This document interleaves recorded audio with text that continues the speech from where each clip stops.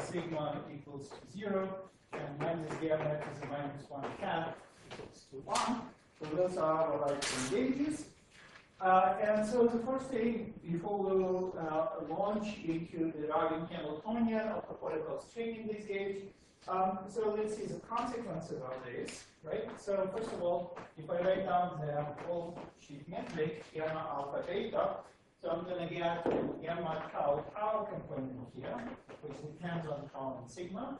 Then I get gamma of tau and sigma, which depends on tau and sigma. Then I get gamma tau and sigma, and then here I will get gamma sigma sigma. And one of our choices that we made is that gamma sigma sigma depends on tau. Okay. So what we also will need is the inverse metric, right? So remember in the Polchinski metric, sorry, in the Polchinski action, the inverse metric enters. So I have gamma alpha beta equals gamma tau tau, yeah, actually, before we go into there, so let me continue here. So I know the determinant of gamma alpha beta must be equal to -1, right? So that's one of our gauge fixing conditions. And so that tells us that sigma sigma gamma tau tau minus gamma tau sigma squared equals to -1. Solve for gamma tau tau, which is going to be equal to gamma sigma sigma -1, and then here I have gamma tau sigma squared -1. Okay, so there are two conditions. Well, actually, so I have an arbitrary function here, and this function gamma sigma sigma depends only on tau. Does not depend on sigma. So now what we will need the inverse metric. So inverse metric will take this form. I'm just writing down it in general. But now I can plot this in there and just compute the inverse of the metric, right? And you allow me not to do this on a diagram. So if you're going to do that, you will find out that this is minus gamma sigma sigma. And then I have gamma tau sigma, gamma tau sigma. And so here I have gamma sigma sigma -1, 1 minus gamma tau sigma squared. Okay, so this is just a simple linear algebra. I take matrix and compute the inverse. Okay, very good. So now we take a Polchinski action. That's Polchinski. Minus 1 over 4 pi, alpha pi, d tau, d sigma. Then, so there is minus gamma square root, then there is gamma alpha beta, and then there is del alpha x mu, del beta x mu. So the first thing, we're going to simply write down this Polchinski action using this metric and imposing all the other biconjugation orders. So first of all, this guy equals to 1, so it will drop out. And so this guy equals -1 over 4 pi alpha prime integral d tau d sigma. Okay, so let's just look carefully. So the first of all, alpha, I'm just doing a very simple algebraic manipulation, and if I copy carefully from my paper, I should not be making a mistake. Right? So this, so here must be tau tau. I will start tau tau, but that's minus sigma sigma. So I have minus gamma sigma sigma del tau x mu. And we first choose light cone gauge on the wall sheet, and then we'll move to a space-time. So then I have del tau x mu. So we have this piece. Then there is a piece coming from alpha beta. One is tau, the other one is sigma. That gives me a factor of 2. So I have 2. And upper indices here is the same as lower indices. So I have gamma tau sigma. Then I have del tau x mu del sigma x mu. Okay. And finally, there is a piece with sigma sigma. So I have plus sigma sigma with upper indices. So we must use this piece. -1, 1 minus tau sigma squared, and then del sigma x mu del sigma x mu. All right, so all I have done so far is just write down the action in almost PHPs. Almost PHPs. So now finally we want to continue, and we want to note that this index as x mu is actually x plus, x minus, and xi. Right? So we go to our light cone coordinates in space time, and so what this immediately implies that del tau of x plus is going to be equal to 1, and del sigma of x plus is going to be equal to 0. Right? So one of our choices is that x plus is exactly the light cone time. Good. So now we look at our Polyakov action, and we're going to collect various pieces. So let's collect ij pieces first. Okay. So I have minus gamma sigma sigma del tau xi del tau of xi.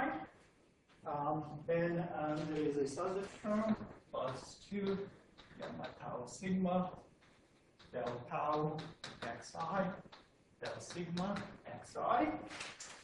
And then there is a third term, so plus gamma sigma sigma minus 1 minus gamma tau sigma squared del sigma xi del sigma xi.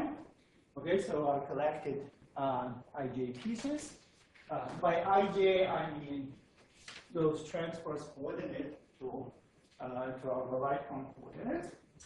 Now, next, the only terms that will be left is x minus. So now we're going to collect x minus term. The reason there will be no x plus term because x will always come with a derivative, and derivative of x plus will either be 1 or 0. So let's look at x minus. So in the first piece, I have x plus, so there will be a factor of 2. So I can let me just say what I mean more precisely. So I have x plus here, del tau x plus, which is the same as plus gamma tau, and then I have del tau x plus del tau of x minus. And actually there is additional piece which is minus and minus, right? So there is additional term del tau plus x minus del tau x minus. So this guy gives me plus gamma sigma sigma del tau x minus del tau x plus. And so now we're going to use simply the condition that this derivative is actually 1 in our light cone gauge. So those two pieces together will give me 2 sigma gamma sigma sigma del tau of x minus. Okay. And so the only other place where x plus or minus can come from is from this term. Cannot come from this term because sigma acts always here on x plus, and del sigma on x plus equals to 0. So that actually tells us that there will be only one contribution coming from here. That's when this index mu is plus, so this guy is minus. And so the other piece is going to be, the other term is plus 2 gamma tau sigma. Then I have del tau of x plus, and then I have del sigma of x plus. So this guy is 1, and now I want to raise this index to go back to x minus. X plus is not going to be a dynamical variable. As in the case of point particle, it's only x minus and x sub I.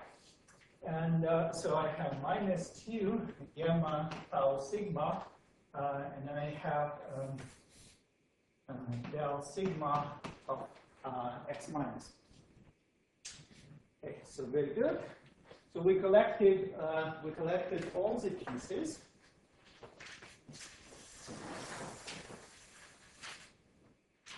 Okay. So now I want to introduce the center of mass position of the string. So what I'm going to do, I'm going to let's introduce, so the average position of x minus coordinate, I have x minus, so in general it's a function of tau and sigma, so I'm just going to define it as x minus of tau plus y minus tau and sigma. Okay?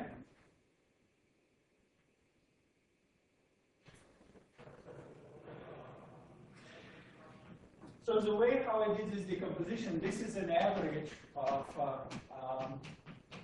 capital X minus. So by definition, this is an integral from 0 to L d sigma of x minus tau and sigma, and I have one of the L here.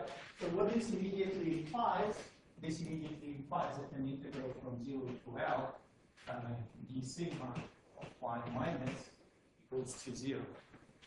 Okay, so this is just a convenient decomposition, as you will see in a second. Okay, so very good.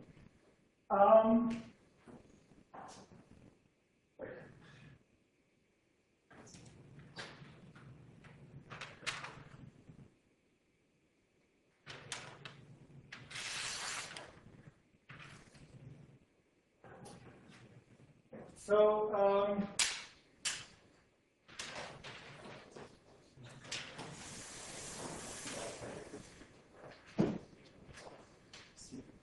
I want to keep this going. Yeah, no. Okay, so so let's look at two terms in which x minus enters, right? So so there is a contribution. There is a term here, okay, and there are two terms where x minus enters. So let me write them down. There is 2 sigma sigma del tau x minus, and then there is minus 2 gamma tau sigma del sigma of x minus. So now what I want to do, I want to ask how those terms will look like under my decomposition when I separate the center of string position for the x minus coordinate. Right, so let's look at this one first. So this term gives me del tau of little x minus plus 2 gamma sigma sigma so this is my first term. I'm going to call it A. This is the second term. I'm going to call it B. So for A plus del tau of y minus. So I'm going to show you now that this term doesn't matter.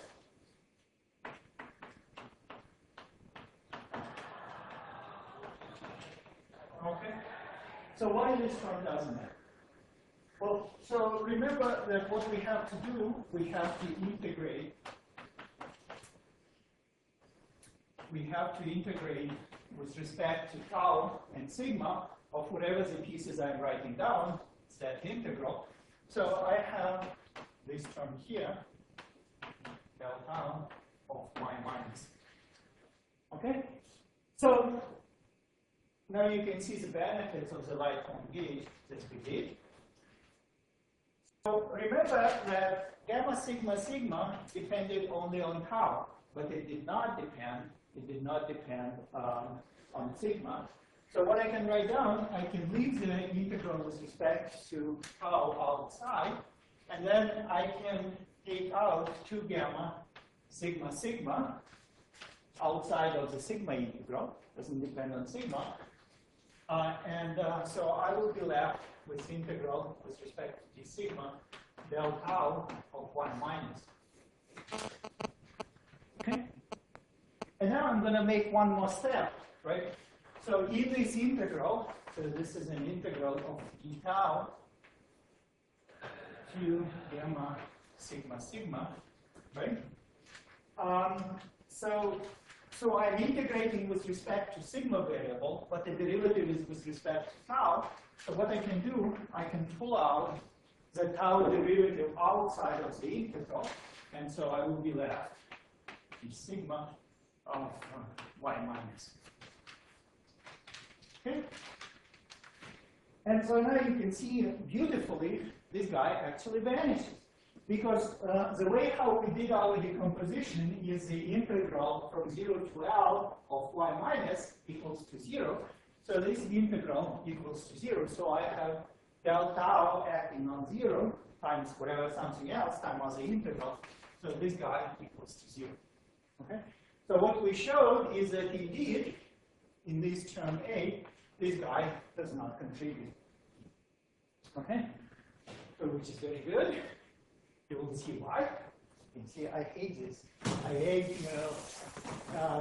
well, this is what it's sometimes difficult when you learn string theory and somebody tells you do this, and then, yeah, if you do that, you get something nice and simple. Otherwise, things will be very complicated. It's, not at all clear why those steps must be done, but you will see at the end of the day, everything will be so simple. There's this stuff in between. Okay, so let's look at this B term now. So if I look at the B term, so I have minus 2 gamma tau and sigma del sigma of x minus, right? So now I'm just going to write it down as little x plus y minus, right, of tau and sigma. And so you can see that there is simplification in this B term as well. So in fact, what is going to happen is that this guy does not depend on sigma, and so when I take a derivative of that, it will vanish. So the B term gets simplified, and it becomes minus 2 tau sigma y minus derivative. Derivative del sigma of y minus. Okay, so now I can tell you what is the whole reason we've been doing all this light cone gauge. So that's the place to see it there, actually the reason. So notice that this y minus coordinate, which is a non-trivial part of x minus dependent on a Polchinski sigma coordinate, will not have a tau derivative as it enters in the action, right? So x minus, so y minus enters only through those 2 terms, and so we used our light cone in such a way that this term does not contribute. There is only x minus, right? Little x minus. There is no contribution from a complicated y that depends on the space-time coordinate.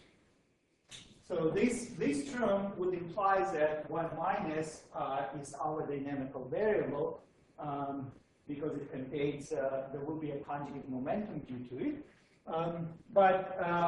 So that term vanished, And so the only contribution where y minus, how y minus enters in the action is with a derivative with respect to sigma. So what this tells us that y minus is not a dynamical variable,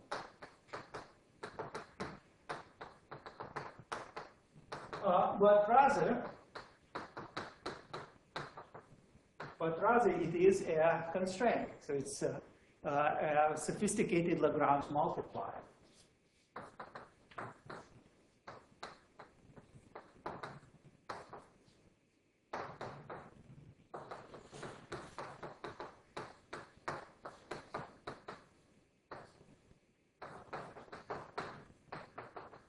Okay, so it's a sophisticated Lagrange multiplier.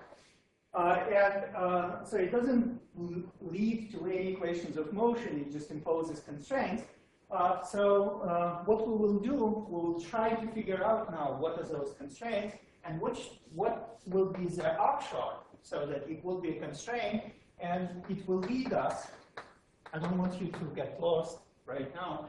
So imposing the constraint due to variation with respect to y minus will lead us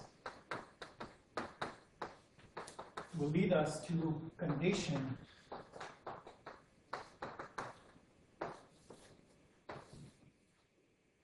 that the off-diagonal piece of the bullshit metric is 0. Remember, we didn't have enough freedom to put off-diagonal pieces to 0. And that was a complication. We have lots of mixed terms, right? So you can see there is a mixed term here.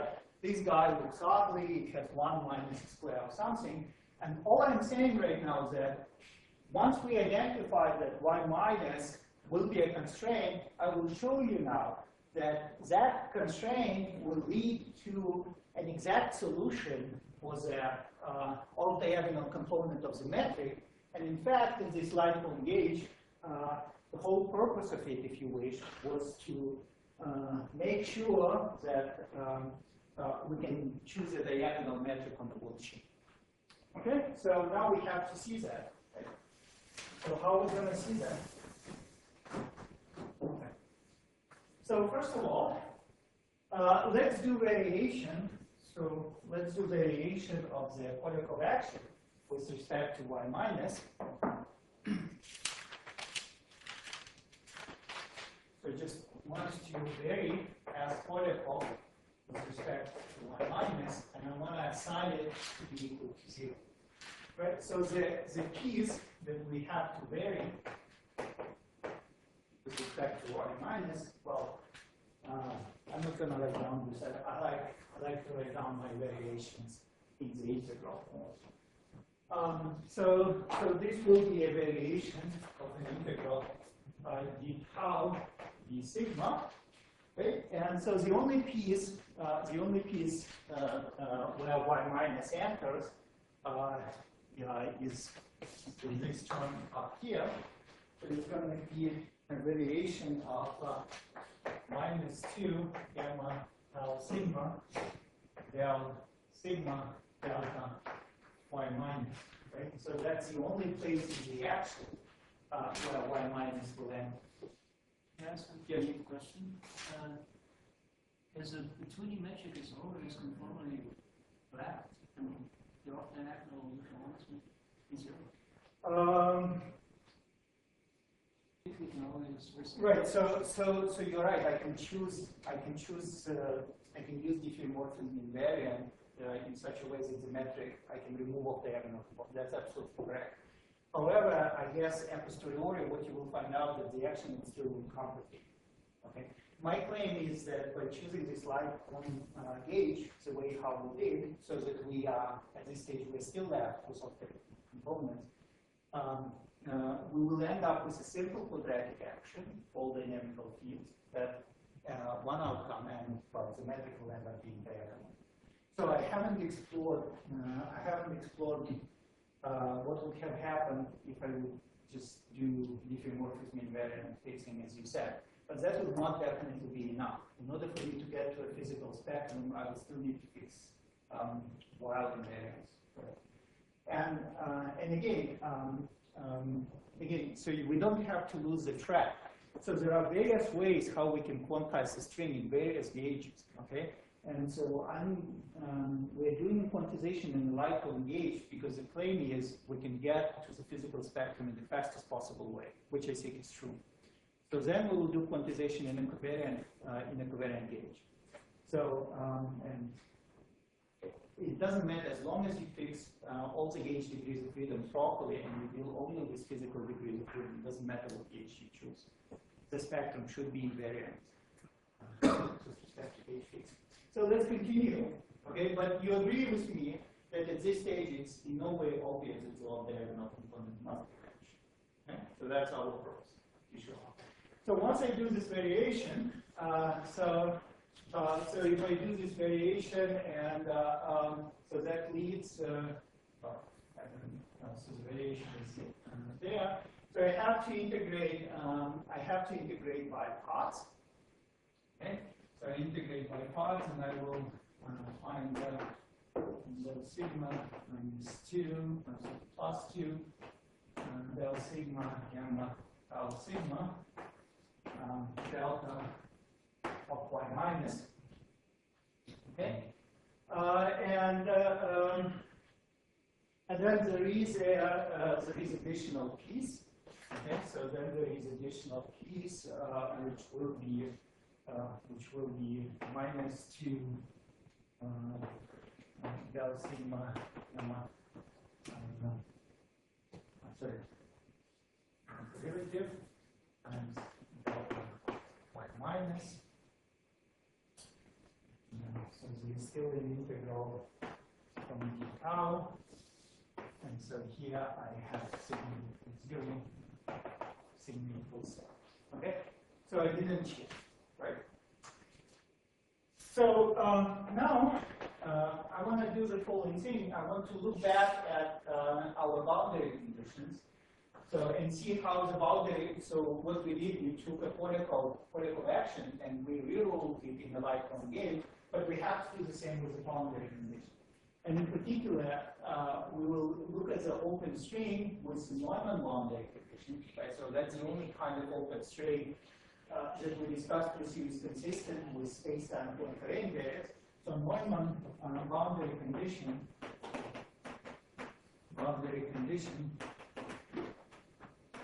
in Lycon gauge.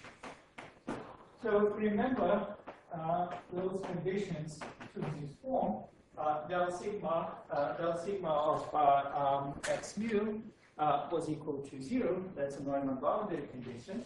And so I can write this down as gamma sigma sigma del sigma of x mu plus gamma sigma tau del tau of x mu.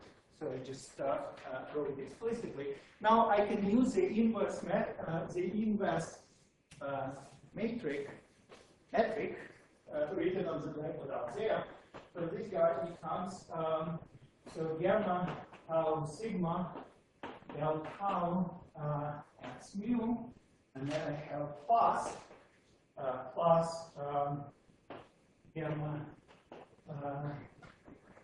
plus gamma tau tau, right? So with the upper indices,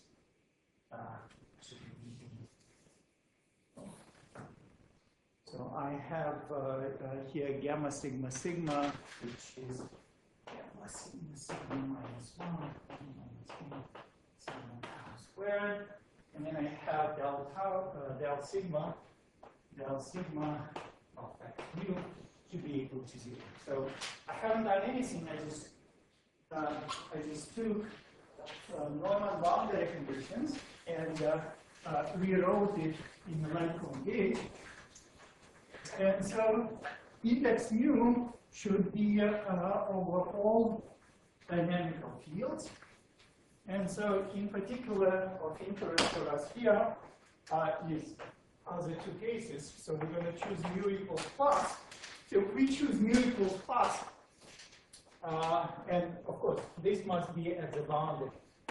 So this is, I should write down, this is correct for sigma equals 0 and del. So we have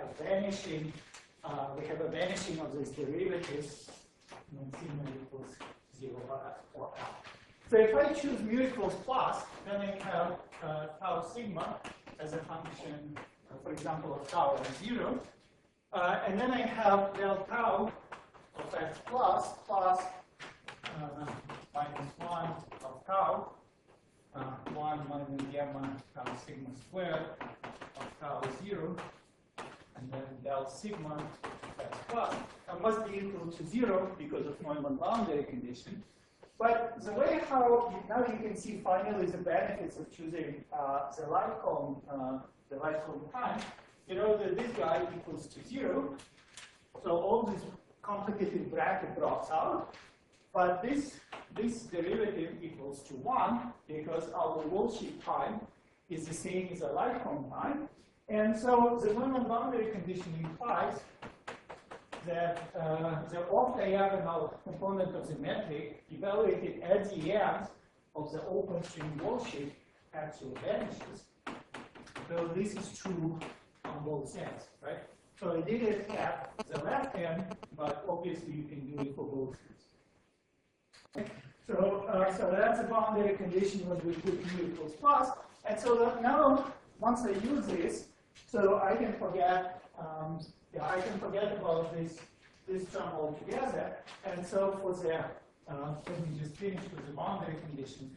When x equals to I, so this guy is 0, I will have gamma sigma sigma minus 1 of del sigma xi must be equal to 0 at the endpoints, right, when sigma equals 0 or L. Now, we don't want the degenerate metric. We should be able to take the inverse of the metric.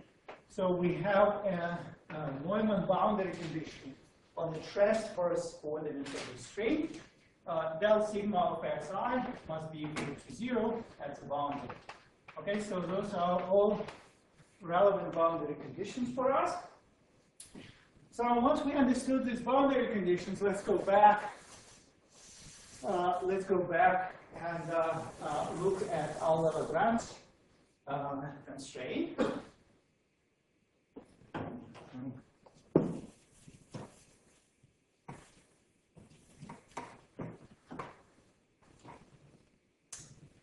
So let's look at our Lagrange constraint. So first of all, this boundary piece involves gamma tau sigma, but we just showed that if we impose a Neumann boundary condition, gamma tau sigma vanishes. So this term goes away. And so in order to satisfy the Lagrange constraint on y minus, or the equation of motion for the y minus, so EOM for y minus implies that an integral of d tau d sigma of del sigma gamma tau sigma of delta y minus must vanish for arbitrary function. Okay?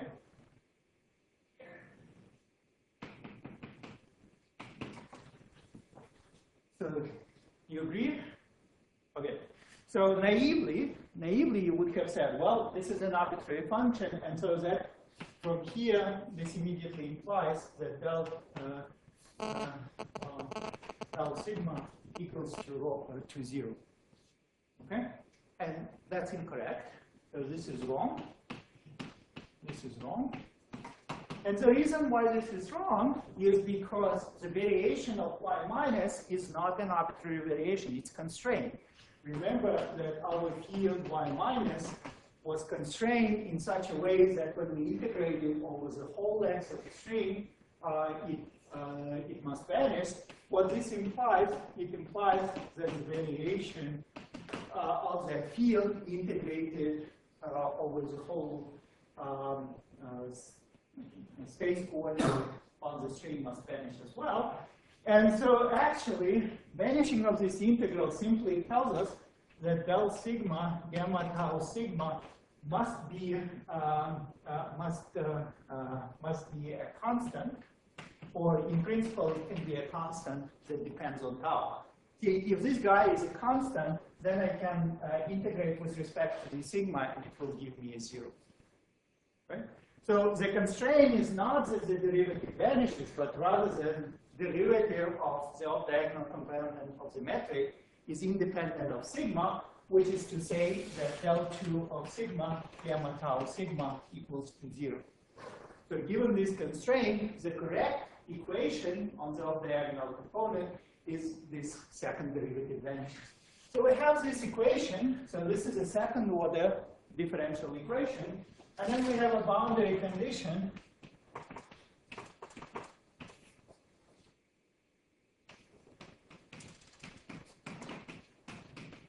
Right? So we have vanishing of the function at both ends. We have identical 0 boundary condition, two boundary conditions, which is exactly the same order as differential equation. So the solution to this differential equation now everywhere must be equal to 0. If I have a second order equation and my function vanishes at the end, the only solution of that equation is that the function is identical to 0. I proved to you what I promised, that resolving the Lagrange multiplier constraint on y minus leads to the conditions that tau sigma, gamma tau sigma vanishes identical. Okay. So once we did that, then you can see lots of terms vanish in this particle action, and I have lost track of all the good blackbooks, lost all the pieces. So you have to bear with me. That, so now what we have that I'm going to put gamma tau sigma everywhere, everywhere is the particle action, and once I do that.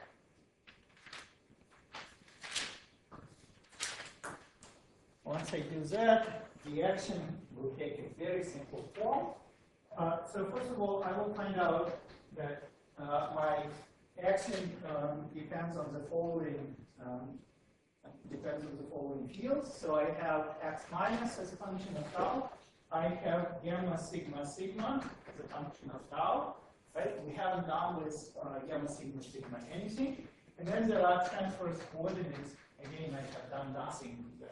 Notice that there is no y minus, and the reason for that is we already solved for the equation of motion of y minus, and we flagged so this is from delta s particle over delta y minus equals 0. So that we flag to that equation, of course, plus Norman bound. Okay, so if we do that, then the Lagrangian of the particle action will take the following form: minus L over 2 pi alpha pi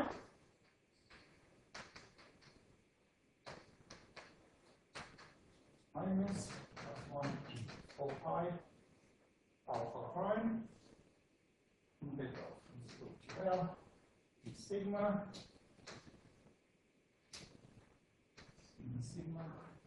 del tau xi del tau xi and minus gamma sigma minus 1 del sigma xi del sigma xi. Okay?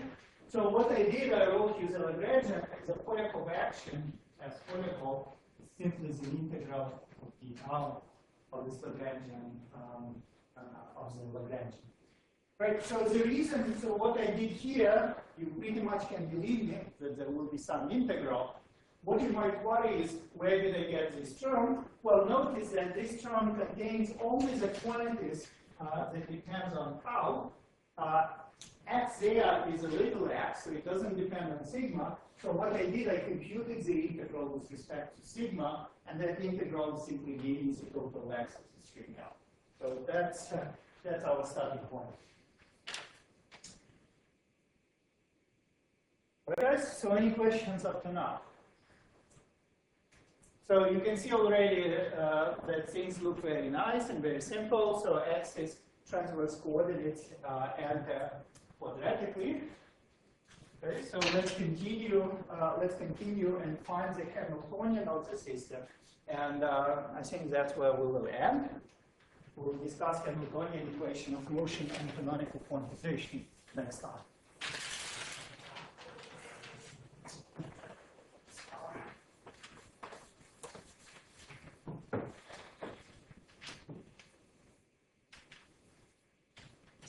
So good. So I identified dynamical variables, and so we can now construct conjugate momenta, right? So P minus is the same as minus P plus. So that's light cone momenta.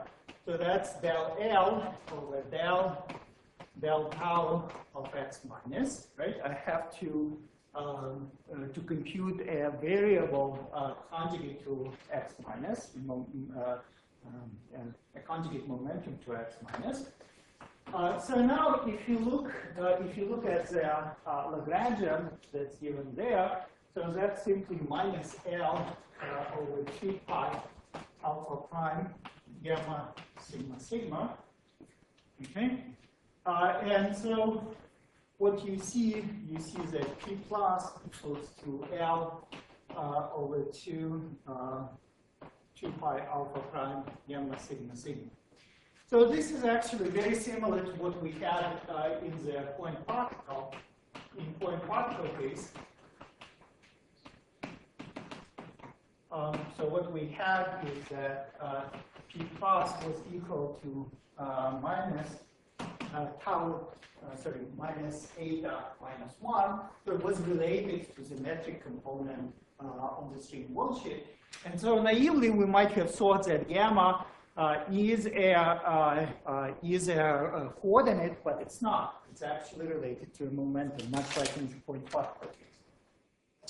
Okay, so very good. So now we can construct momenta conjugate to xi of tau and sigma. And in order to do that, so that's going to be what I can call capital pi sub I, super I equals pi sub I. So raising and lowering transverse indices doesn't cost us anything. And so we have to take a derivative of a Lagrangian with respect to del tau of xi. And so if you look, well, actually here, to be more precise, I need to write down as a variation of derivative. And so you can see that where does it come from? It comes from this piece, and there will be a factor of 2. The factor of 2 will be because I have del tau xi squared. So there is 2 over 4 pi alpha prime. And then I have gamma sigma sigma del tau of xi.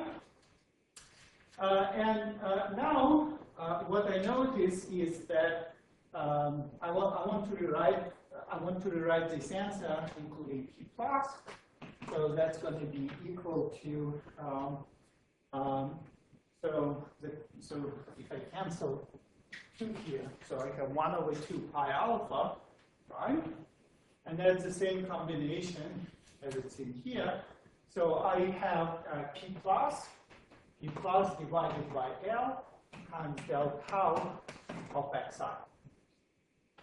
Okay, so in other words, I can invert this relation. Del tau of xi is going to be equal L divided by P plus of pi sum. Okay, so we are on our way to construct the Hamiltonian of the system. And so once we compute a derivative of coordinates, we want to express them in terms of conjugate momenta, and that's exactly what I achieved there. Okay, so we're all done, and the last formula we're going to derive today is actually a Hamiltonian. So the Hamiltonian of a polypole string in light cone gauge. is going to be equal to, so H equals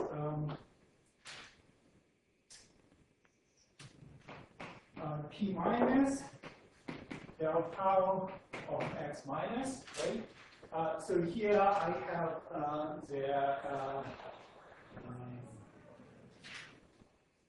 center of mass coordinate, and then I would need to, so these P sub i's, they are not the momenta that's related to your question, but they are the momenta densities, right? In order to have the momenta, I have to integrate with respect to sigma. And so what this tells me is that in order to write this down, there is no sigma dependent here, but there will be a sigma integral here from 0 to L.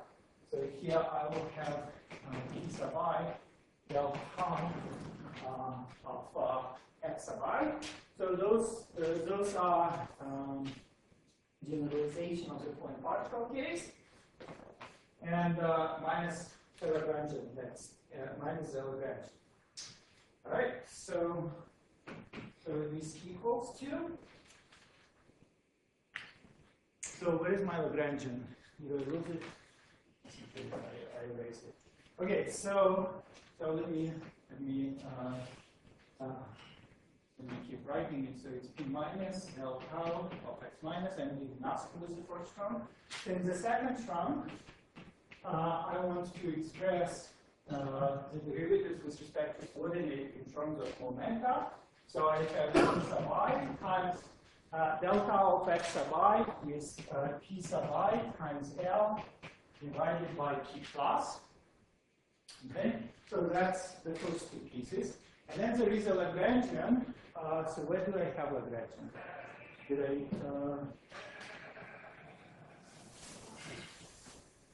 Okay, so that's going to be a challenge. I'm not that tall. So anyway, you can just write down the findings of. We haven't moved this book. I will think less of myself if I will interrupt. Thank you. Yes.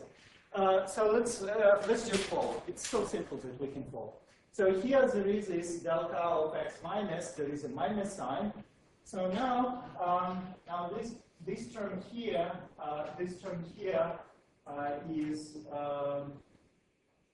is related to P plus. With that's exactly P plus, including the minus sign. Okay. So this is just sorry, not P plus. That's exactly if I put the minus sign. So that's a P minus with the minus there. So I have minus P minus del tau of x minus, right? So that's we get rid of this piece, and then there is this integral there. So it's minus, so this integral 1 over 4 pi alpha prime. And then I have an integral from 0 to L d sigma. Gamma sigma sigma I have to write down in terms of P plus. So it's going to be equal to 2 pi alpha prime P plus divided by L. Okay, so this is what was gamma sigma sigma, and then I have del tau of xi, and those guys are pi L squared over P plus squared. So that's the term that will come with a minus sign.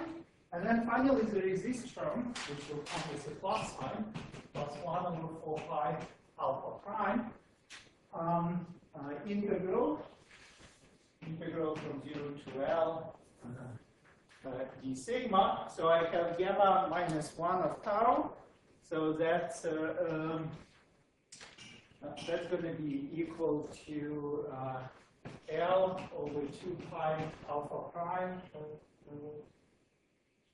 2 pi alpha prime. Sorry? P plus will be in the denominator here, and then I'm doing nothing. Those are the. Okay, good. So I'm happy now. So that's our Hamiltonian. So now you can see that del tau x minus cancels as it does in the point particle case. And so here you can see that this term is exactly the same as the first term up here, right? So 2 pi alpha prime, and I have 4 pi alpha prime, so there is a factor of 1/2. Now, P plus, I cancel 1 power of P plus. I can cancel 1 power of L. And so it's exactly the same piece, and it comes with minus 1/2. Right? Minus 1/2. So altogether, the Hamiltonian of the string will look like.